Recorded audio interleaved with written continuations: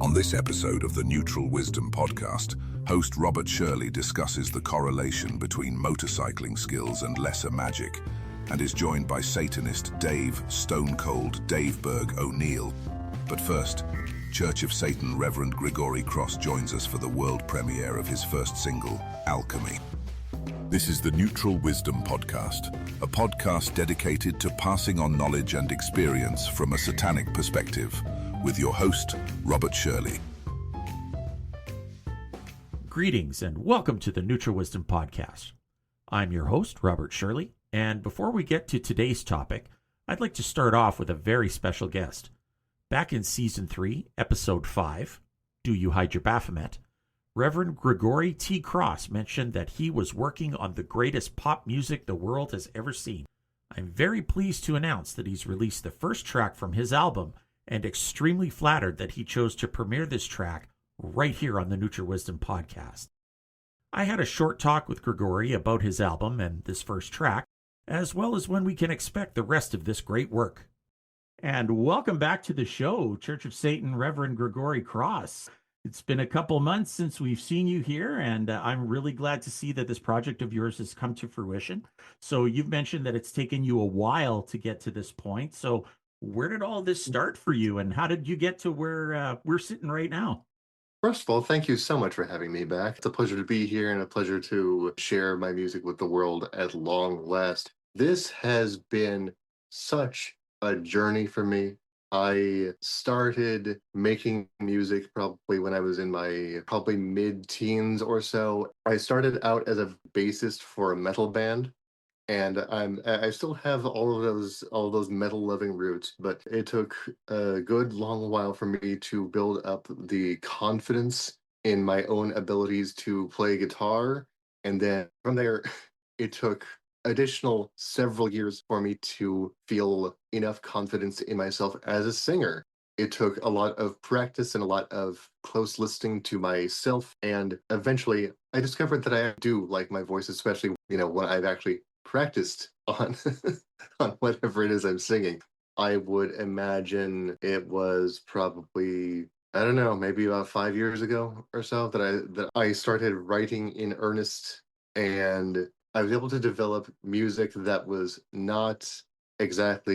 outside my normal listening habits, and music that was ultimately as satisfying to me as possible without it being metal. Most creative juices that come from within us are not what we choose to listen to on the regular, which is really good for our creativity because we can pull those influences in, but it's not going to come out sounding like the stuff that we listen to on a regular basis. So there's some interesting textures in there, Part of it was due to my own limitations because I started out writing songs for like a metal solo project, which is just funny because a metal solo project is really going to be just you telling other people what to be playing behind you, more or less. And eventually it grew to the point I was more confident just going basically the Bob Dylan route and basically just doing folk pop songs. And then I had someone in mind who agreed, thankfully, to basically take my direction and have it result in a kind of Bob Dylan meets Nine Inch Nails kind of sound. Well, there's two things that go together, like Right? strawberries and mustard. Yeah, absolutely. I've been calling Nine Inch Nails one of my favorite artists for going on 10 years at this point. Combined with my mother's love, really, for Bob Dylan, they fused together, and and I found myself saying, this is the marriage of two things that don't make any sense at all, and I'm just demanding that it work. So you mentioned Nine Inch Nails.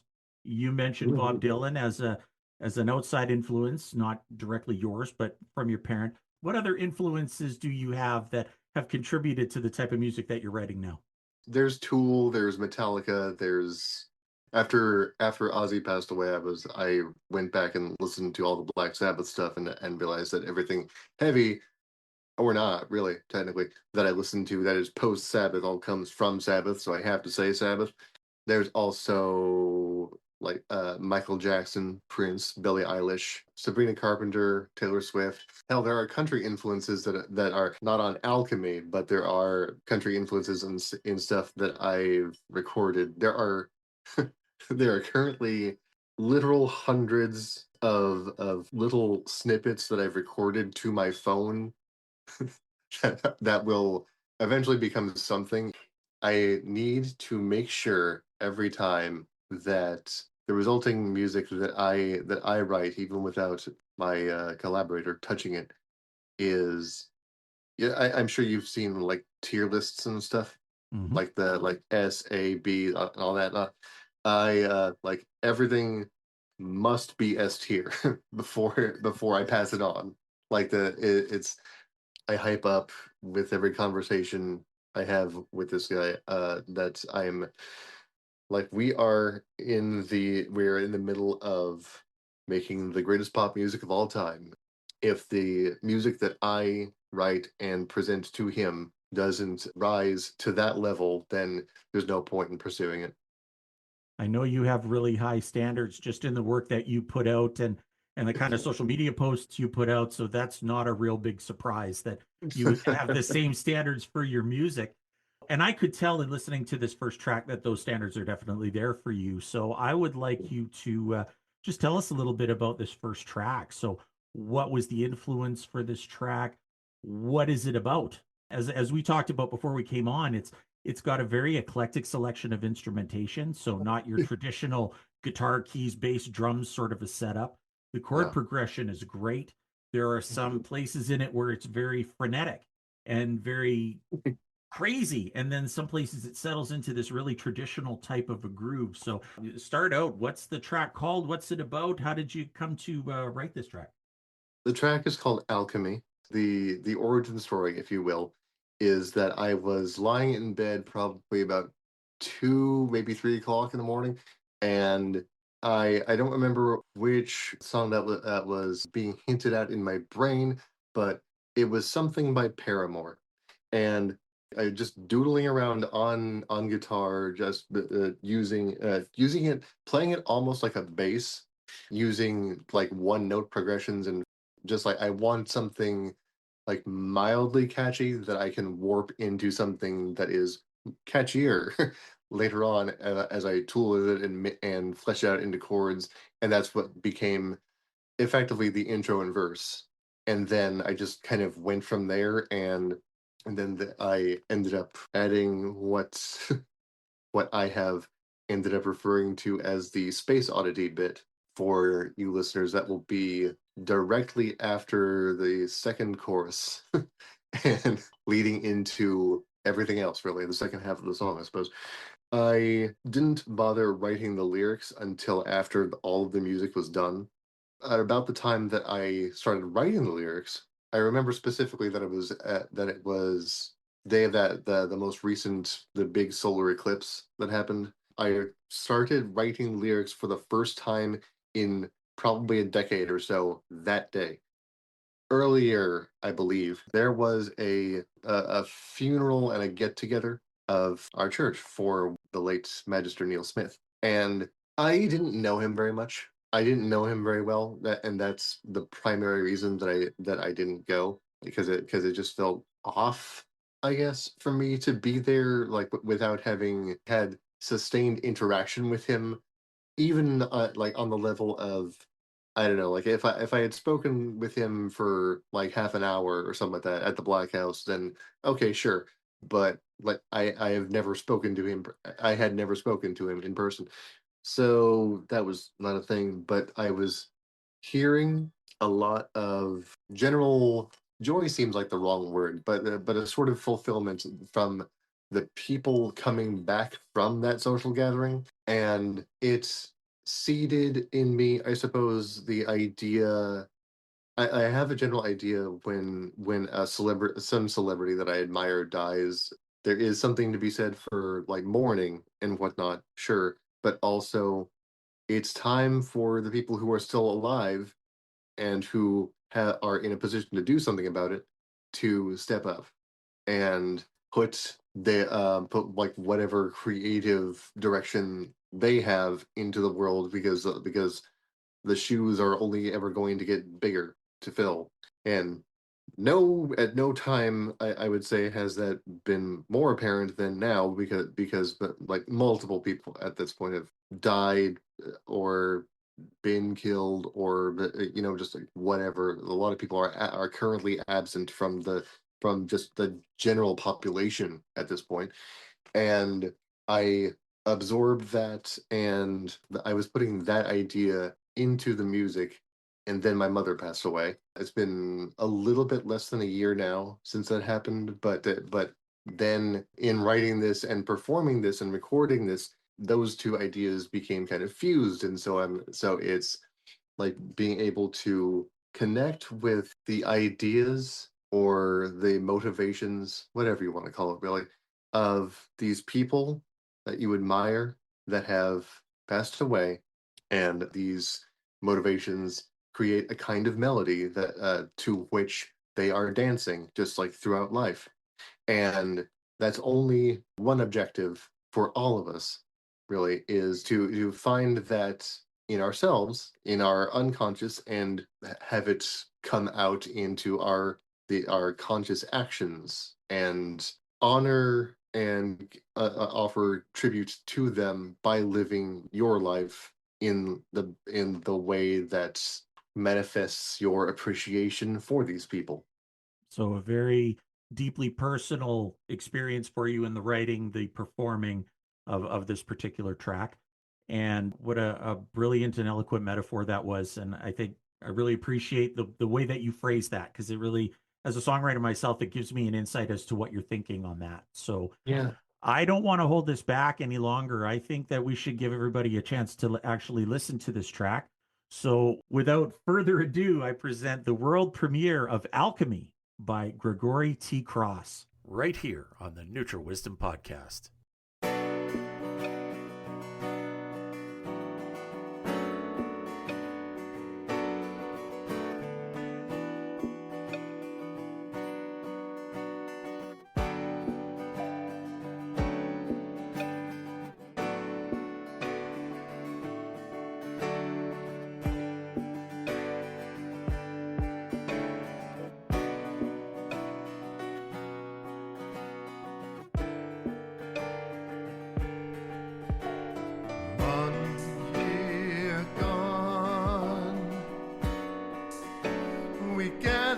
Celebrate the hero's phantom song.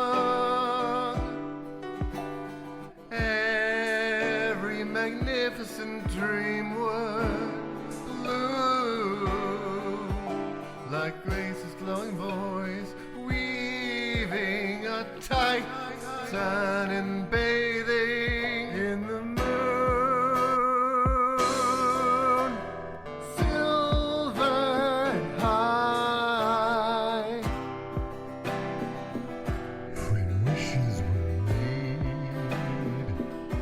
When we love the shadows in our lives, turn moon to sun, let dreams become gold.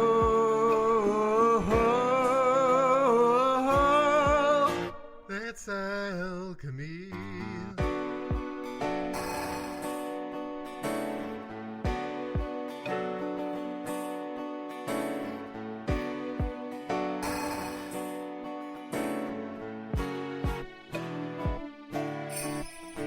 It's up to us now. This isn't the melody that bound his heart to us, that inspired him to dance the archangel's joy till dawn. But I'll play it just for you. Witness the triumph of the moon. Silver high, where wishes are made.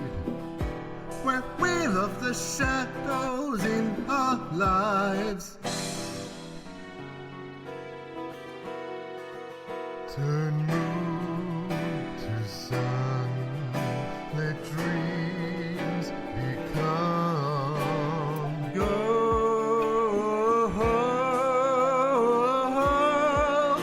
That's alchemy.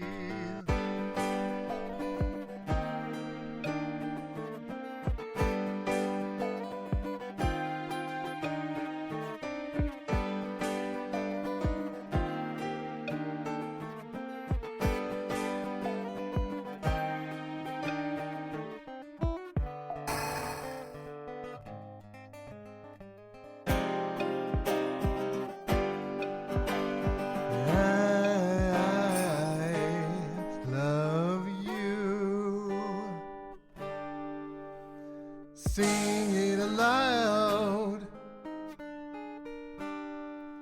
to yourself.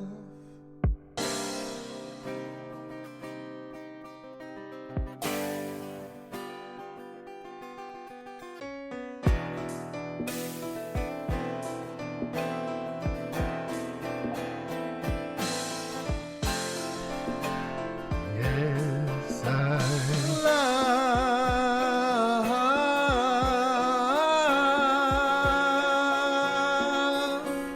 you.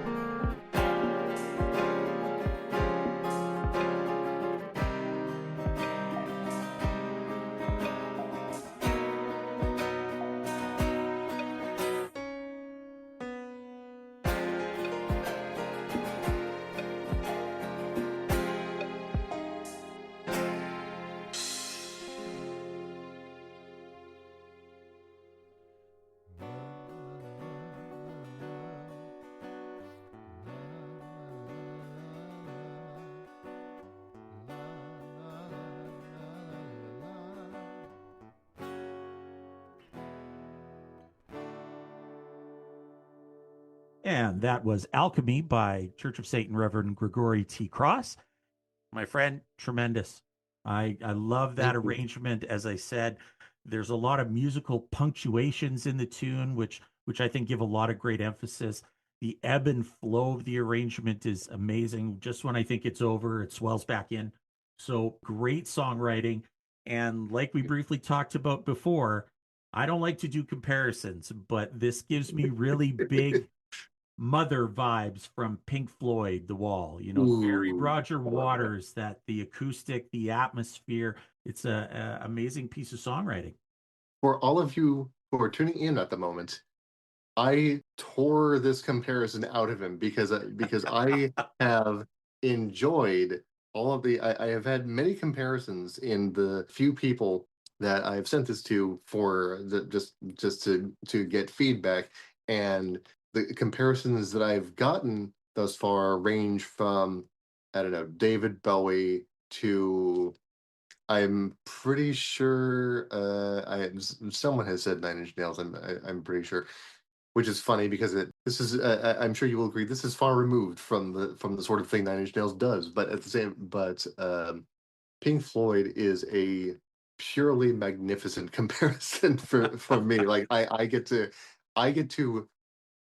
to hear that, and I get to bask. I get to bask in feeling as though I have been proven right about all of my expectations for myself. No, and well earned, my friend. Thank Absolutely. you. Like I say, I mean, I don't really know what else to tell you. The explanation that you gave before we ran the track actually gives it more meaning for me to listen to it. And there's so much you have poured of yourself into the singing of this track as well. Now knowing where it comes from, right? It's coming from deep, and now it's even more evident to me than it was before. So, just out of curiosity, because of all the instruments in it, and there's Yes. some great stuff in there. It sounds like there's a guiro and bells, and like I say, not the traditional lineup. Do you do all the instrumentation, all the playing yourself, or do you have other Oh people no. play for you? Oh, you don't? No, no, Okay. no, no, no, no. I did what I am very, very seriously the Bob Dylan of this whole thing. I am playing guitar and I am singing, and that's it. In the full list of instrumentation for Alchemy consists of lots of electronic percussion, piano, and then there is synthesized Mhm. strings and French horn, and yeah, that's it. I write the guitar and I write the lyrics obviously and the vocal melody and all that, and then I send it to a collaborator. I basically tell him like, here, do something with this and make it better, and then he does, and then essentially I get final say on like which direction we're going.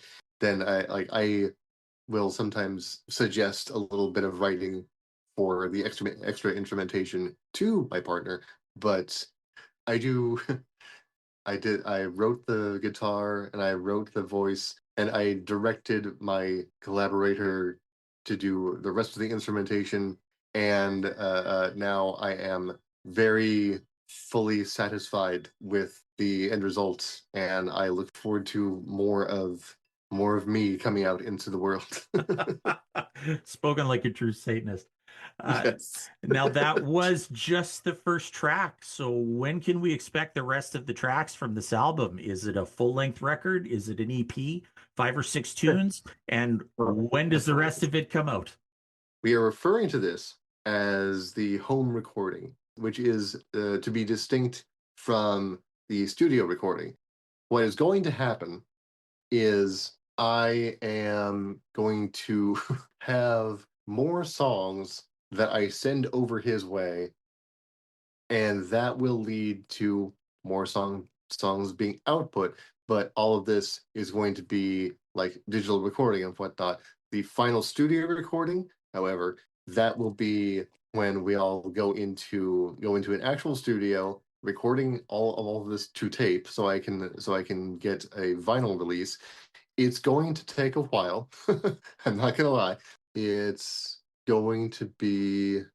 I'd love to have something at least one more song out by the end of the year. We'll see what happens, but it's been a long time coming. Frankly, this whole process has taken both of us really a matter of years, and now that we are more familiar with the GarageBand production and editing process, that I look forward to production on my end speeding up a whole lot, and from then I look forward to taking over the world. What we all just heard is intended more or less as a glorified demo. Like the studio recording is going to sound even more polished, and that eventually will become an album. I have no idea when, of course, that would end up coming out, but it'll be an album, and then on to Madison Square Garden. Perfect. Great goals and aspirations. As you're coming up with these songs with this new material, if you want to release it to the world a little bit early, give us a sneak peek. You are more than welcome to come back on this show anytime to do something like this. My pleasure. Fantastic. Well, I very much look forward to your next release. I look forward to speaking to you again before the end of the year. And I'm excited. What can I say? So until the next time you're on this show with a new song, hail Satan. Hail Satan. You are listening to the Neutral Wisdom Podcast. For comments, questions, or suggestions, email us at information@neutralwisdom.ca.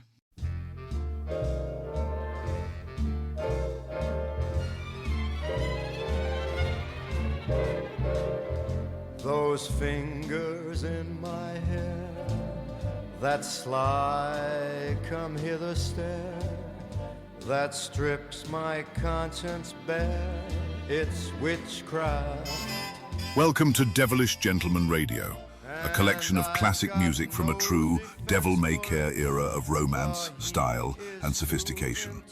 Come back with us to the time of supper clubs, smoky jazz lounges, tailored suits, and songs about love, loss, and life with your host, Robert Shirley. Only on RadioFreeSatan.com. Hail Satan.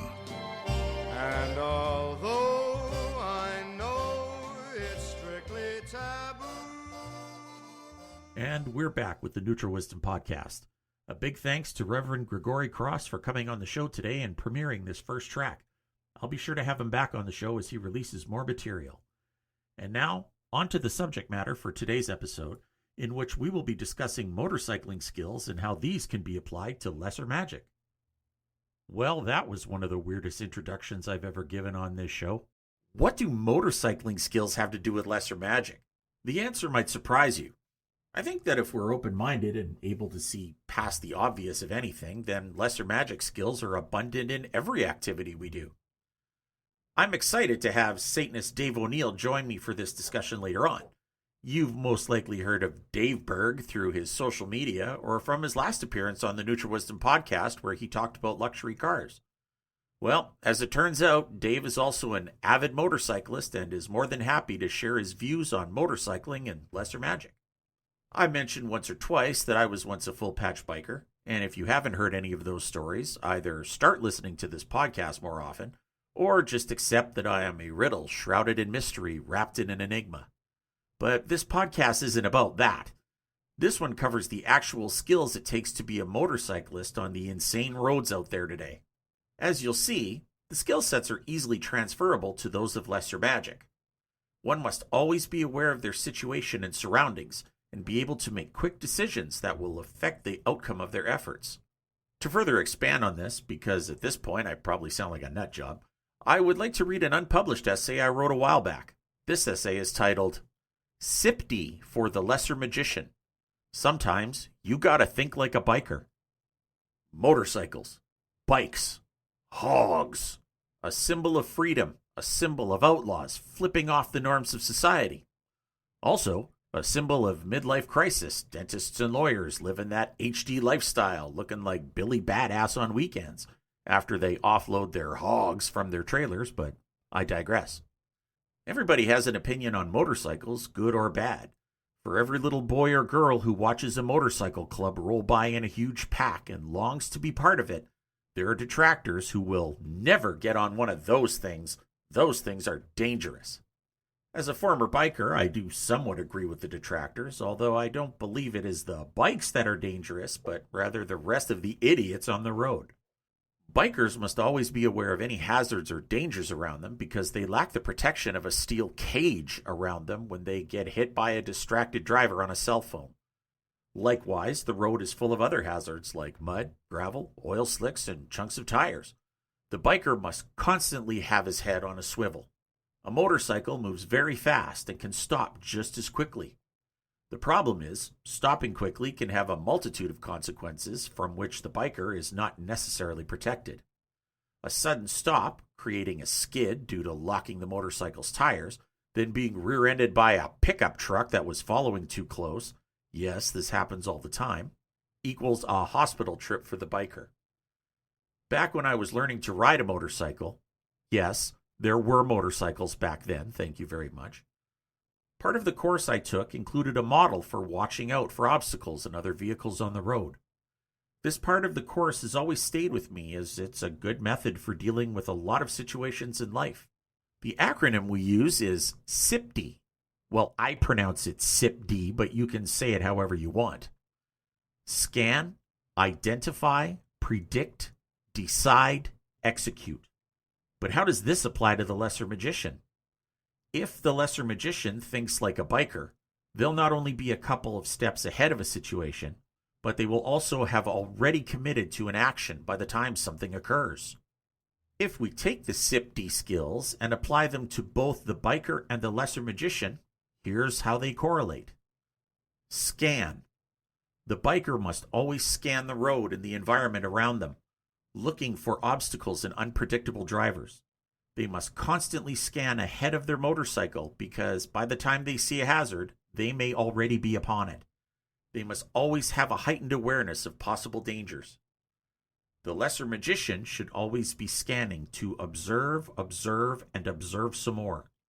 We do not scan for danger, although there could be some present, but rather we also scan for opportunities. Identify. The biker must be able to identify hazards and dangers in a split second. As mentioned, by the time the biker's close enough to identify a hazard, They're usually on top of it due to the speed of their bike. They must have a rapid thought process to figure out the best course of action to deal with the hazard. Through scanning and observation, the lesser magician is reading body language and other nonverbal communication. They note the power dynamic of a room, who people are drawn to. They notice the power players, the hangers-on, and the sycophants. Like the biker, the lesser magician must also have a rapid thought process to figure out the best course of action to deal with the situation. Predict. The biker must predict the outcome of their potential actions in less than a heartbeat. If encountering an obstacle on the road, can they go around it? To which side? What if they swerve into oncoming traffic? What if they hit gravel in the gutter or on the road shoulder? What if they simply choose to drive over the obstacle? What is the biker going to do? What is the lesser magician going to do with the information they've collected? If they have studied the nonverbal communication, listened to conversations to get the vibe of the room, spoken with a few people, etc., they should be able to predict outcomes based on any action they take. The fortunate thing is, most of the time, the lesser magician has more time to do this than the biker does. Decide. The biker must now decide and commit to an action. Again, this all happens in an instant. It takes years of practice on a motorcycle to develop the confidence and instinct to make appropriate decisions. The lesser magician must also decide and commit to an action. This commitment is a sure sign of the lesser magician's confidence. They have studied the room, observed the dynamics, predicted outcomes, and now prepare to act. Execute. The absolute make or break moment for the biker. If they have properly performed the other SIPD steps, odds are they will avoid the hazard and live to ride another day. If they have not made an appropriate decision, it might really, really hurt. The lesser magician must perform their action deliberately and with skill. If they have properly performed the other SIPD steps, their lesser magic will be in full force. If they try and fail, well, that's their crash. It's a sign they need more practice. They'll crawl off and lick their wounds, treat the failure as a learning moment, and come back better the next time around. Now, don't get me wrong. I don't think lesser magicians and bikers are really of the same ilk. Rather, I think there are tools from all walks of life at the lesser magician's disposal if only they know about them. I can apply SIPD in almost every situation. Sometimes it works, sometimes it doesn't. However, I'm always learning. Take what you can from wherever you can. Apply it to your own life and ways of the lesser magician and enhance your own lesser magic. And should you ever decide to buy a motorcycle as part of your midlife crisis, at least you'll have a head start on the SIPD part of the course. Let's pause here for a break. When we come back, we welcome Satanist Dave, Stone Cold Daveberg O'Neill, for his input on motorcycling and lesser magic. Stay tuned. You are listening to the Neutral Wisdom Podcast. For comments, questions, or suggestions, email us at information@neutralwisdom.ca. The Naked Satanist, with your host, Reverend Jeff Ivins, where I strip down Satanism to its raw form. Find the podcast where you get your podcasts from or by visiting nakedsatanist.com. Hail Satan. And welcome back to the Neutral Wisdom Podcast. I'd like to welcome our very special guest for more discussion on today's subject. He's been on the show before and provided some great insight on buying a used vehicle. I knew he was a motorcyclist as well. Note that I did not call him a biker. So I thought it would be great to bring him back on the show. Welcome back, Dave Berg, Dave O'Neill.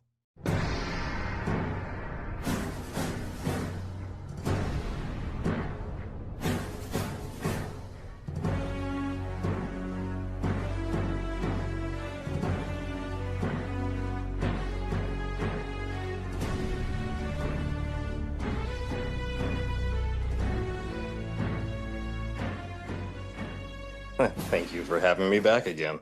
I can't believe we're doing this dance again. Yeah, I know. And thank you for making Dave Berg such a iconic name now.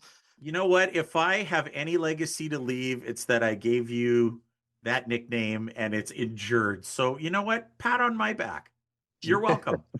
Well, thank you. So, it's nice to catch up with you again after all this time. What have you been up to lately? Definitely nice to catch up. Since the last time I was on, I've been going through the process of selling my house and finding a house that's luckily all coming to fruition in a couple weeks as of this recording. I've been accepted as a active member in COS. I'm very Hey, happy about that. congratulations. That's a Yeah. great accomplishment. Yeah. It's just a lot of work, my friend, as usual. Unfortunately, I had a, family tragedy that was in the mix there, but it's kind of changed my perception about a lot of things. It was one of the motivating factors for me looking for a new house, a little closer to family. Oh, really? Okay. Yeah, we had all seen that, I guess, on social media if we follow you and you Hmm. did receive a lot of condolences for that. It's never an Yes. easy thing to lose a parent, but you've seemed to have settled down and moved on a little bit, so that's good. You look relatively stable for you. If only people could see me right now. Yeah, yeah. I wish he'd sit Yes. up. He's all lounging and stuff. Like he's just Hey, I didn't buy a recliner to sit up straight. your old man chair. That's what it is. Pot calling the kettle black, my friend. So the reason I brought you on is to talk about bikes. Yes. And that was one of the things we kind of bonded over when we first met in person in Poughkeepsie. And you had Yes. mentioned that you are a Billy badass on the weekends with your hog. So when did you get into motorcycles and motorcycling? And just out of curiosity, because you got the look, have you ever been in a club or were you just a casual type of rider? So I've always had an interest in motorcycles since I was little. I always was fascinated by them. I love the sound of them, the look, and everything. Waited a little longer than I would have liked to get my first motorcycle. My first one was in 2003. You really want to know now what it was, or? Absolutely. Everybody has one of those in their past, man. Yeah, so my first motorcycle was a 2003 Kawasaki Vulcan Classic 800. I got you beat. An 80 and 87 Honda Shadow 1100 Okay, so at least you had the 1100. with no muffler. So the thing sounded like a jackhammer no matter where I went. Yep, When I yeah. fired it up at 6 a.m., the neighbors just loved me. Yeah, I'm sure they did. But you know what? The Vulcan's a nice bike. I mean, for Yeah, it what was they a are, nice. the Japanese make a good motorcycle. Yeah, for that bike at that time was pretty similar to a Harley Fat Boy type of look, just without the typical solid rim that you would see on the Fat Boy. But it was a nice first bike. Had a couple cents. Obviously now with a Harley. Never been part of a club, an MC, we'll say. I'm mostly solo rider or have whoever I'm with in a relationship on the back for rides here and there. I was very shortly part of a hog group, but never really got together for rides because it was so disorganized. So, like me, you don't like riding with other people and have no friends. So you Yeah, just more or go on your less. own. Yeah. Yeah, more or less, it's a very cathartic thing for me after stressful times at work and whatnot to just get on the bike and wind in your face. I would say hair, but I don't have any. You just listen to the engine, and I keep the radio down low, just a little background noise, and clear the head. I have a very chaotic work life, so it's a welcome thing. And you find riding a motorcycle on the freeway or on the highway, you find that relaxing because where I live, there are so many idiots on the road who don't see motorcycles, or they Right. do and they look right through you. I Yeah. remember getting cut off one time and the young lady behind the wheel said, I didn't see you. I said, well, were you waiting for a 300-pound guy to come crashing through your windshield? Because you would have seen me then. Oh, Like there you are. I didn't really find it as Yeah. relaxing as that, given who was around me. So where are you riding Right. most of the time that you get to just kick back and take it easy? Where I live is pretty open and a little bit more rural, so it's not too bad to just stick to back roads. I really don't go to the highways much for the same basic reason. and people just don't pay attention. They're in their own minds and playing a game to get ahead of the person in front of them or whatever it is. And as my ex-wife put it, I am an old fart on a motorcycle. So the big question for me then, given that you look like a tough guy, are you ATGAT? You know, ATGAT being all the gear all the time, or are you the t-shirt and jeans and flip-flops kind of guy? T-shirt, jeans, boots, no flip-flops, and helmet when it's state required. So no helmet laws where you are now. My current state has no helmet laws. Where I'm moving does have helmet laws, so I'll have to put one on. See, that always reminds me of the movie Wild Hogs, you know, where the John Travolta character says, I don't want nothing between me and the road. And Martin Lawrence says, you will if your head falls on it. Yeah. I mean, as I'm getting older, I'm getting more into the idea of being a little bit safer about things, and of course, with the recent events with my dad, I'm trying to be a little bit more cognizant of my own life and mortality like that. So I have a long commute to work when I do ride to work because that city is absolutely insane. I skip past the half helmet that I would normally wear and go right to a full face. Yeah, that makes a lot of sense. Plus, it helps for the wind, right? And I'm not sure what kind of bike you have right now, which kind of slides us into the next question. So, you started out on the Vulcan. Yes. What did you have after that to get to where you are now, and what's your ride now? So after the Vulcan, I actually had a lot of issues with my joints and it became kind of uncomfortable riding. So I took a break for quite a few years and I bought I want to say it was a 2011 Honda Fury. I love the Fury. I like the lines, and a chopper with a liquid cooled engine to me is Right. idiot proof. I mean, you could drive that into a wall and bring it home. You know what I mean? Yeah, it was a nice around town bike, but it's not a long distance bike at all. Unless you have a lot of padding on your body naturally, the bike does not have much padding underneath you. So it's not a very fun ride for long distance rides like I was doing to work. So then I traded the Fury in and I got a 2006 Electric Glide Classic with my Okay. current bike. I want to go back to the Fury for a sec. How does Yeah. it handle with a 300 rear tire and that long ass rake on it? Exactly how you would think trying to make turns. I always wondered. I mean, you'd feel a little more stable with that big rear tire, but yeah, Yeah. it'd take you 20 minutes to make a left-hand turn, wouldn't it? Yeah, if you pull over and park, side of the road and you want a U-turn, it's not really much of a U. It's kind of a W or a squiggly line. Oh, you're duck walking all the way through it, huh? A little bit forward, Yeah, a little bit back. yeah, Okay, and so you move from that to the Electric Glide Classic, and is that what you yeah, have now? yes. Full dresser, or did you strip it down Nope, full dresser. with the trunk, everything? Yep, the tour Okay. packs, side bags. The only thing I changed on it was the windshield because I couldn't get with that big Chips motorcycle looking windshield. So I did the I same thing to mine.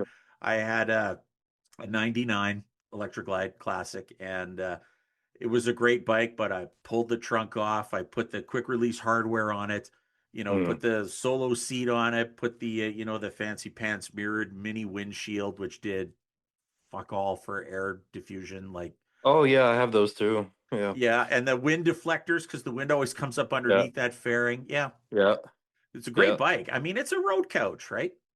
Oh, absolutely. Yeah. It's as close to riding around on a couch as you can get. Well, a couch that clinks and bangs and burps and farts and loses pieces. And I'm Okay, speaking to my experience, but right, but enough about you. well, that's the last time I go riding bitch with you, fella. I'll tell you what. All right, so coming to present day, you've got your Electric Glide Classic, which is a nice Yep, ride. yep. And the reason that I brought you here is that we're both from the same organization. We're both proponents of lesser magic. But before we get into that kind of subject for today's episode, we've talked before, and you said that you actually had a car accident when you were younger. And Yes. like I talked about earlier, it's hard to ride a motorcycle where I live because you have to have your head on a swivel. Yes. You have to be hyper aware. Now, I'm going to assume that because you had an accident once already, that you were a hyper aware motorcyclist, and I'm sure you're probably a hyper aware driver now. Yes. Yeah. So when I was 19 years old, a long lifetime of 30 years ago, I was in a bad car wreck. Luckily, was able to walk out on my own power. But after that, I've been very aware, always scanning, always looking, predicting. I've gotten actually very good at trying to predict what these people are going to do as I'm going down the highway. Like that little sudden movement between center of lane to a little left, a little right that most people might not pick up on. I see that, and then now I'll react to it. That I'll put a little distance between me and them. That experience was not something I recommend for anybody, and I never want to go through it again, especially on a motorcycle. No, your odds of walking away in a bike crash, I mean, you're always going to lose, right? Yeah, it's odds are stacked against you. Very much so. Yeah.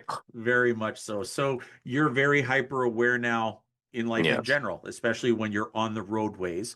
So that Yeah. kind of brings us to our talk about how that awareness and those motorcycling skills, I equate that to lesser magic, right? I equate Yeah. that to looking at assessing the situation, identifying the things that I can do, through that acronym that I gave. So if things got lost in translation for you, we call it SIPD here: scan, Mm. identify, predict, decide, and execute. Mm. Everything that we do on a bike, I think, kind of applies directly to lesser magic. Now, do you Right. have the similar sort of acronym in the States for your awareness on a motorcycle? So when I got my license, I actually did not take any courses. Where I was at the time, you could just basically show up with an appointment to take your road test after you pass a written test. Actual hands-on training was not required. Most likely is either that acronym or something equivalent in the States that is out there in courses that are available if you go seek them out. But at that time that I got mine, it was not a requirement. I think it should be. I think it's very helpful to be able to see your time on the motorcycle with that perspective. In addition to those skills that I identify in that essay, do you have any other skills that you think you would want to add to that list? That's a very good question because I really do feel that that list in and of itself is pretty encompassing. I guess the best way I could put it is to have your own personal touch to it, to see it from not only that basis, but to apply your own personal perspective to it. Well, I think you kind of have to, right? Like in the essay, the comparison between the biker and the lesser magician, if the biker makes an error, it can be a fatal error. Where Right. if the lesser magician makes an error, they might just feel stupid and have to come back and try again or go home Right. with their tail between their legs. So I think there's definitely more of a personality and more of a lesser magic aspect in terms of applying skills along those lines. Hmm.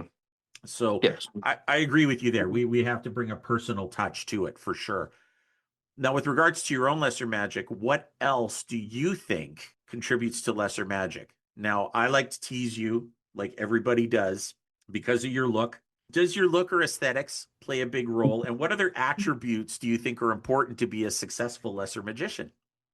I think your aesthetic definitely can help your lesser magic approach. If you want to convey that you're Billy Badass, as you call it, and don't want people to talk to you, having a look that most people would see as uninviting and using that aspect of your lesser magic, you can kind of put people off. Yes, that has worked for me. It's not the only reason I look like that. Stop pointing and laughing. I agree with you on that. And it's what you're putting out. Yeah, However, there is a chance that that can backfire, right? absolutely. Thanks to the alphas in the room or, the quote unquote alpha males, wherever you are, somebody sees a guy that looks like you and says, oh, yeah, watch this. My response usually to that alpha male that now wants to do something like that and watch this or whatever is to kind of redirect and up the game a little bit, if it was. Because I can now change this situation into, do you really want to fuck with me? Mhm. And it doesn't ever have to be physical or violent in any way or escalate beyond normal talking. It's the way you can carry yourself and put that out there that can diffuse a situation easily.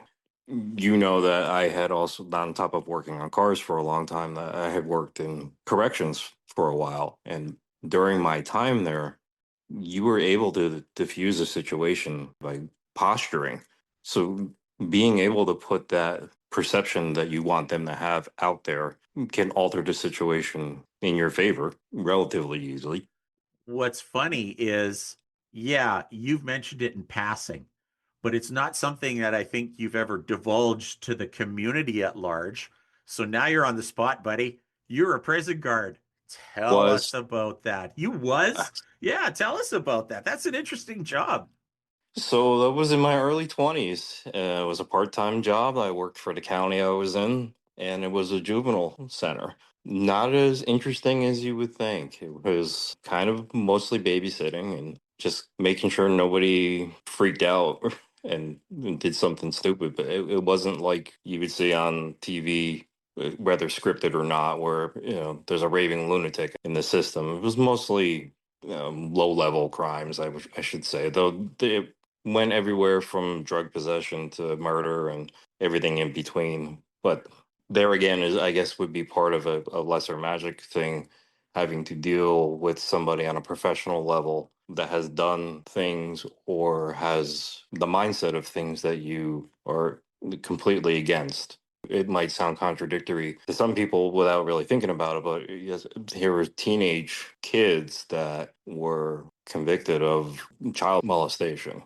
And at that time, I had a newborn child. My personal view is this is abhorrent, but my professional view was I have to make sure he's safe. What's interesting is that they hired you for a reason. So I think that without even knowing it, your lesser magic was on point already, even though you didn't know it.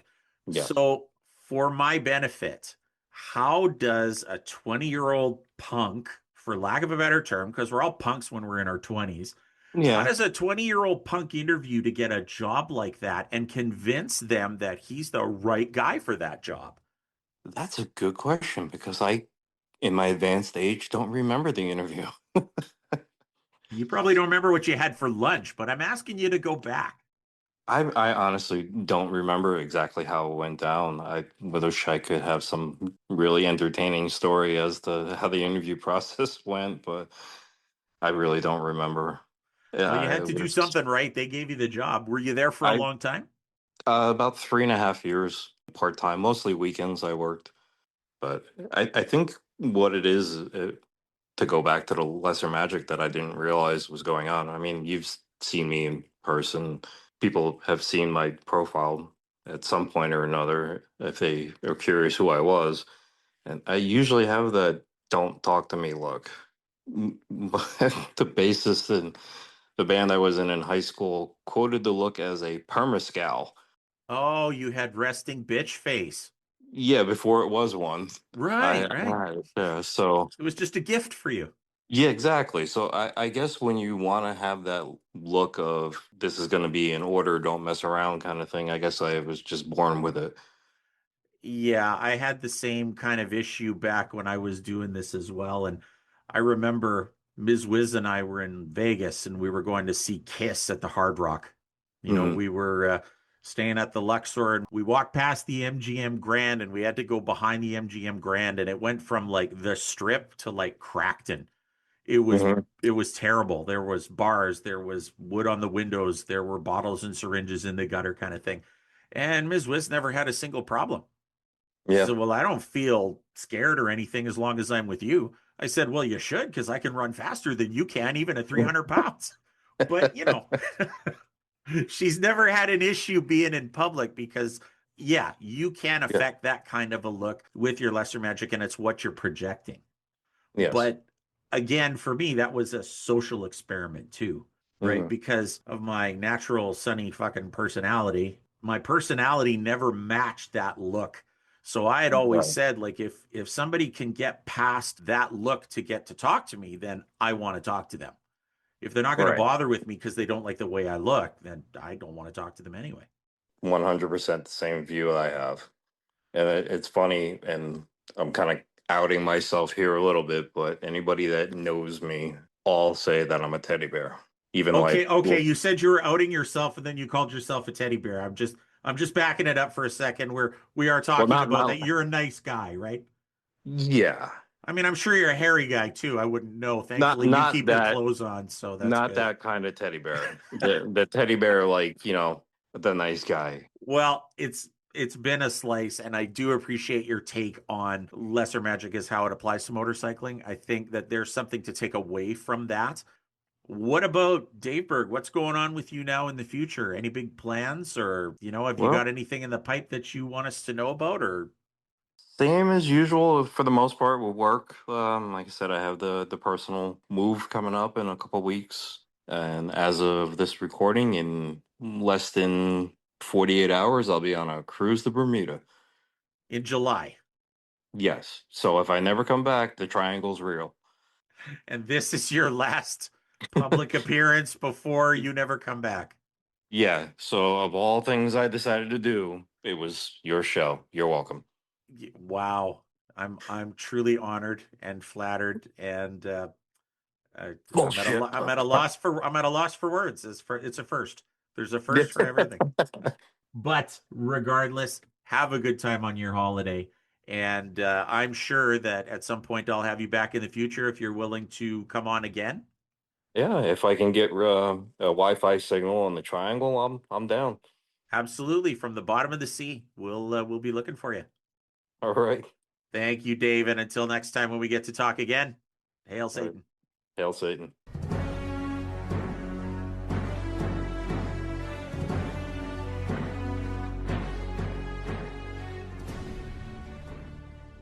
And that's going to wrap it up for this episode of the Neutral Wisdom Podcast.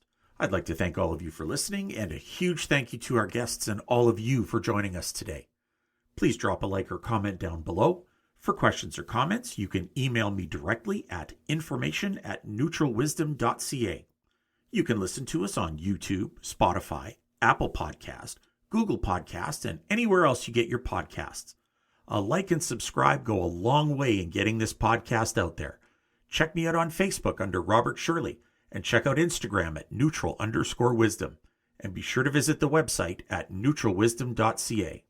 And don't forget, Neutral Wisdom, Contemplations of a Satanic Warlock, now available at Amazon in paperback, hardcover, and Kindle formats.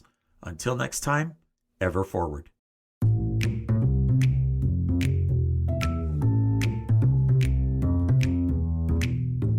You have been listening to the Neutral Wisdom Podcast. For more information, email us at information.neutralwisdom.ca, Facebook under Robert Shirley, or Instagram at neutral_wisdom. Also check out our website at neutralwisdom.ca. Program copyrighted 2025. Devilish Gentleman Enterprises.